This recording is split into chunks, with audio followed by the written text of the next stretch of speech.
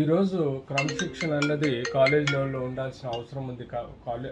హాస్పిటల్స్లలో doctors ఎవరైతే rural hospitals ఏవైతే ఉన్నాయో అవి అటెండెన్స్ మార్నింగ్ 9 o'clock రావడము, 10 o'clock రావడం, ఓ 2 hours పనిచేయడం, మళ్ళీ 12, 1 o'clock వరకు వెళ్ళిపోవడం.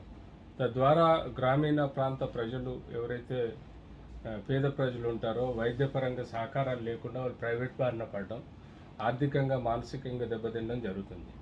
డెఫినెట్లీ క్రమశిక్షణ అంటూ ప్రతి స్కూళ్ళల్లో, కాలేజీలలో, హాస్పిటల్స్లలో తప్పనిసరి నిర్వహించాల్సిన అవసరం ఉంది. అది గవర్నమెంట్ రెస్పాన్సిబిలిటీ. కాబట్టి క్రమేణా ఈ కాలంలో ఇదివరకు కాలంలాగా లేదండి. 2 hours పనిచేసి ఇంటికి పోయి లేకపోతే ప్రైవేట్ ప్రాక్టీస్ చేసుకోవడం.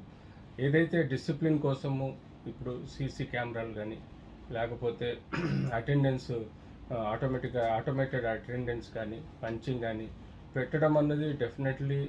ఎందుకంటే వాళ్ళు ఇప్పుడు ఉన్న శాలరీస్ సఫిషియెంట్గా గవర్నమెంట్ పే చేస్తుంది. అంత పెద్ద శాలరీస్ ఇస్తున్నప్పుడు ప్రజలకు అందుబాటులో కనీసం 8 గంటలు రోజు డ్యూటీ చేస్తే తప్పకుండా పేద ప్రజలకు సహకారంగా ఉంటుంది.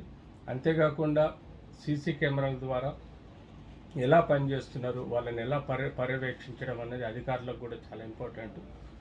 గ్రామీణ హాస్పిటళ్ళల్లో, అర్బన్ హెల్త్ సెంటర్లలో, రూరల్ హెల్త్ సెంటర్లలో, ఏరియా హాస్పిటల్స్లలో క్రమేణా డిసిప్లిన్ కోసము, ప్రజల వైద్య సదుపాయం కోసము గవర్నమెంట్ పెట్టడం తప్పదు అని అనిపిస్తుంది ఈ తరుణంలో.